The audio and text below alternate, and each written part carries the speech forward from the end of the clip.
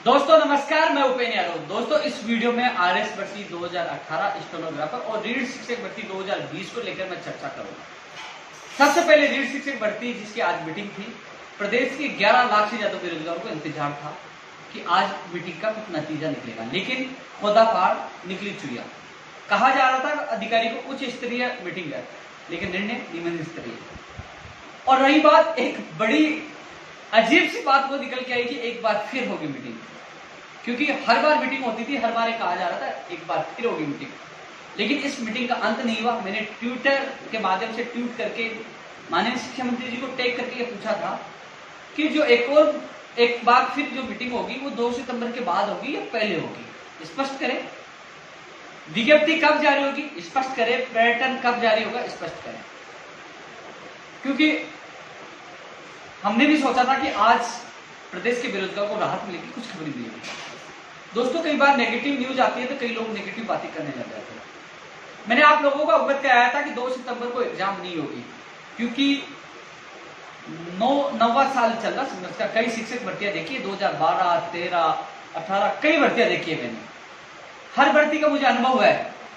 2 जून 2012 को पहली एग्जाम हुई, 9 अक्टूबर 2012 को दूसरा आर्टेट हुआ, 31 जुलाई 2011 को पहला आर्टेट हुआ। हर भर्ती की मुझे डेट याद है, क्योंकि लगातार इन भर्तियों के लिए हमने संघर्ष किया है। अधिकारियों के संपर्क में लगातार बात करने के बाद स्पष्ट हुआ कि जब पैटर्न ही जारी नहीं हुआ, जब निर्णय नहीं हुआ, तो 2 सितंबर को एग्जाम कैसे होगी। इसलिए मैंने आप लोगों को बताया। कुछ लोग कहने लगे उपेन्द्र यादव एग्जाम नहीं चाहता। अरे मैं आपके साथ हूँ, आपके भविष्य के लिए साथ हूँ, आपके सपनों के साथ हूँ कि आपके सपने जल्द से जल्द साकार। लेकिन मैं आप लोगों को झूठ कैसे बोल सकता था, आप लोगों को गोली कैसे दे सकता था। जो वास्तविक स्थिति और मेरा अनुभव था, जो मैंने आप लोगों के साथ शेयर किया कि 2 सितंबर को एग्जाम नहीं होगी। लोगों के दिल में ये सवाल चल रहा है कि आज की मीटिंग में क्या हुआ। आरएस भर्ती 2018 वाले भी चिंतित है कि कल केस उनका लगा नहीं, स्टेनोग्राफर और जो और भी 3 भर्ती भी सुनवाई है, जो 10 तारीख को 12 तारीख को हाईकोर्ट, उसके लेकर भी मैं चर्चा करूंगा। आज मीटिंग स्टार्ट हुई, शुरू हुई, तमाम अधिकारी मौजूद थे। मीटिंग में चर्चा हुई 2012-13 में जो सरकार का पैटर्न था, कांग्रेस सरकार का आर्टेट, और उसके बाद शिक्षक भर्ती, उसमें भी चर्चा हुई। उसमें भी यह चर्चा हुई कि किस कार्य से विवादों में गई थी, क्या कमी थी। इसको लेकर भी चर्चा हुई कि कॉमर्स के अभ्यर्थियों को शामिल किया जाएगा तो किस प्रकार किया जाए, कैसे किया जाए, तो वेटेज कम किया जाए या एक और एग्जाम करवाई जाए, इस पर भी चर्चा हुई। पदों को लेकर भी चर्चा हुई। दोस्तों इस मीटिंग में मंत्री जी ने सभी अधिकारियों को कहा है कि हमें किस प्रकार एग्जाम करवानी है, योग्य शिक्षक जो ज्यादा उपयोगी हो किस पैटर्न से हमें मिल सके, कि क्या 2 एग्जाम करवाएं, पहले रीड और उसके बाद सेकंड शिक्षक भर्ती, क्या एक ही एग्जाम करवाएं, उसमें वेटेज कितना हो, कॉमर्स वालों को कैसे शामिल किया जाए, पिछला जो पैटर्न कांग्रेस सरकार था उसमें क्या कमियां थी, सबको लेकर मंथन हुआ और अधिकारियों से इस पे उन्होंने राय मांगी है। और उनकी राय के बाद वो इस पे फाइनल मीटिंग करेंगे और फाइनल निर्णय लेंगे। ये आज की मीटिंग का सार निकला। साथ में ये भी तय किया गया, यदि एक और एग्जाम होती है, मान लीजिए रीड माध्यमिक शिक्षा बोर्ड करवाती है, लेकिन एक और एग्जाम होती है तो उसको बीकानेर निदेशालय करवाएगा, पंचायत राज विभाग करवाएगा, या कोई अन्य एजेंसी करवाएगा, जिला परिषद से करवाएंगे। वो तय होना बाकी है कि कौन सी एजेंसी के द्वारा एक और पेपर होगा। तमाम बिंदुओं के लेकर इस आज की मीटिंग में चर्चा की गई और अधिकारियों को, अलग अलग अधिकारियों को निर्देश दिए गए कि इसमें वो परीक्षण करें कि कौन सी पैटर्न या किस प्रकार से शिक्षक भर्ती हमारे लिए उपयुक्त रहेगी। तो आज की मीटिंग में ये सार निकल के आया है। दोस्तों इस वर्तमान सरकार ने, मैं माननीय मुख्यमंत्री जी से निवेदन करना चाहूंगा कि आपने 31,000 भर्ती की घोषणा की, बहुत स्वागत योग्य थी, हमने स्वागत भी किया। लेकिन जो लापरवाही, जो विभाग की लापरवाही सामने आ रही है कि अभी तक पैटर्न तय नहीं हो पाया, वो बेरोजगार कैसे तैयारी करें कि लेवल 2 का पैटर्न क्या होगा, एक और एग्जाम होगी या वेटेज कम होगा, 90-10 होगा या 95-5 होगा, या एक और एग्जाम होती है तो जो अलग पेपर होगा उसका वेटेज कितना होगा।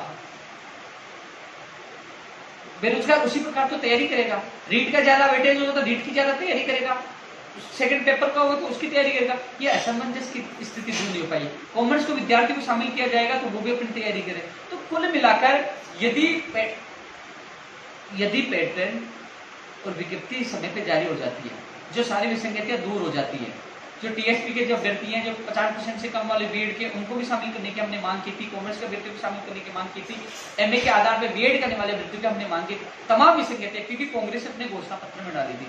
जो नए विद्यार्थी जुड़े हैं उन लोगों को मैं बता दूं जो रीट की तैयारी कर रहे हैं, क्योंकि जब कांग्रेस बीजेपी सरकार में जब रीट का मामला आया, जब विवादों में आया, जब हमारे प्रधानमंत्री नरेंद्र मोदी जी और अमित शाह जी और अशोक पडनामी जो बीजेपी के नेता है और वसुंधरा राजे जी पूर्व मुख्यमंत्री ने कांग्रेस पे वार किया था कि ये बेरोजगारों के नौकरियों पे लात मार रही है, और एक तरह से कांग्रेस गिर चुकी थी।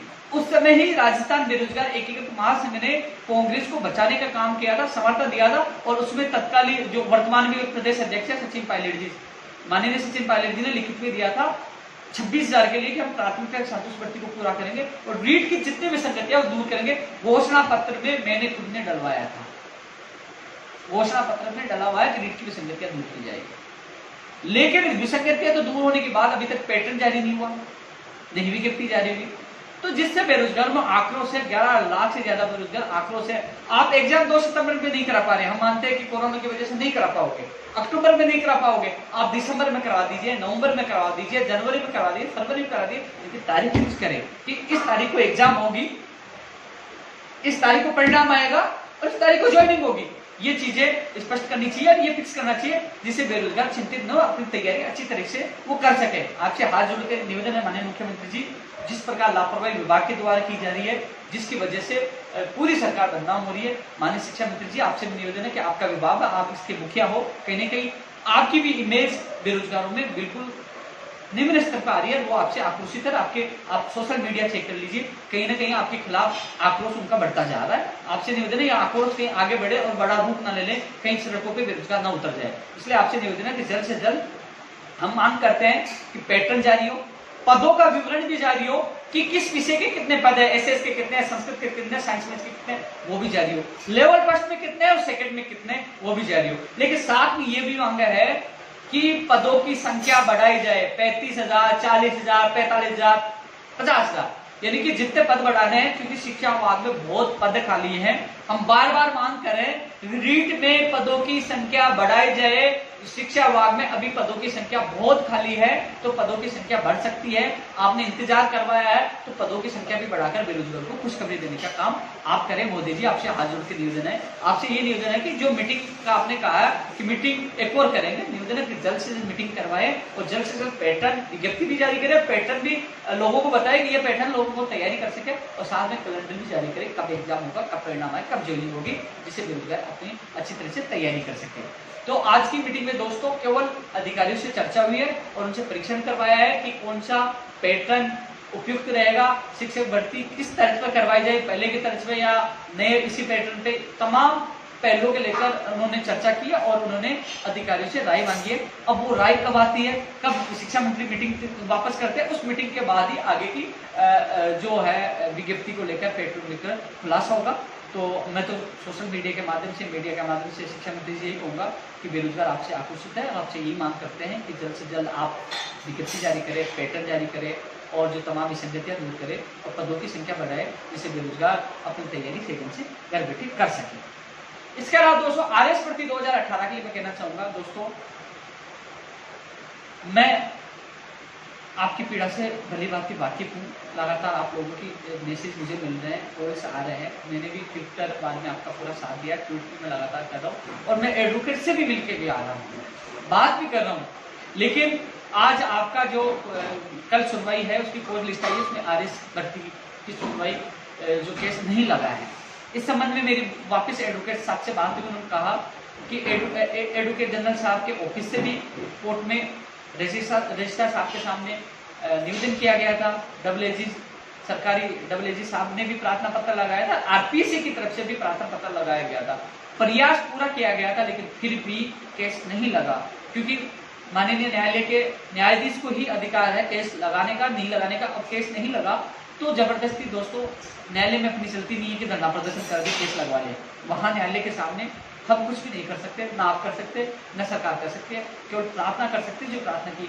लेकिन आरपीसी के एडवोकेट ने जो एप्लीकेशन लगाई थी वो भी जल्द परिणाम निकालने के लिए लगाई थी, सरकार के AAG ने भी लगाई थी, और एडवोकेट जनरल के ऑफिस से भी निवेदन किया गया था कि इस केस को लगाया जाए, लेकिन केस नहीं लगाया, दुर्भाग्य आपका। लेकिन अभी एडवोकेट साहब से मेरी बात हुई है कि वो एक बार फिर कल कोशिश करेंगे रजिस्ट्रार साहब से निवेदन करके कि केस को लगाया जाए। वो कोशिश कर रहे हैं कि हम कोशिश करके कैसे जैसे कि केस को लगाने की पूरी कोशिश करें कि जो छुट्टियां आने वाली है अभी गर्मियों की, तो उससे पहले ये केस लगे। तो कह रहे हैं कि हम पूरी जी जान लगा के पूरी कोशिश करेंगे। हमारी इच्छा थी कि कोर्ट से अनुमति मिले, हमने प्रार्थना पत्र लगाया, पूरा प्रयास किया, पूरा कोशिश करेंगे कि हम छुट्टियों से पहले एक बार आपकी सुनवाई कराएं। और यदि जज साहब नहीं सुनते हैं, केस को नहीं लगाते हैं, तो हम जून के बाद जो जुलाई का फर्स्ट वीक आएगा तो उस केस में हम प्रार्थना पत्र लगवाकर फैसला करवाने की पूरी कोशिश करेंगे। लेकिन कोशिश उनकी यही है, कल प्रयास कर रहे हैं कि इस केस को जल्द से जल्द छुट्टियों से पहले लगवाने की कोशिश करें।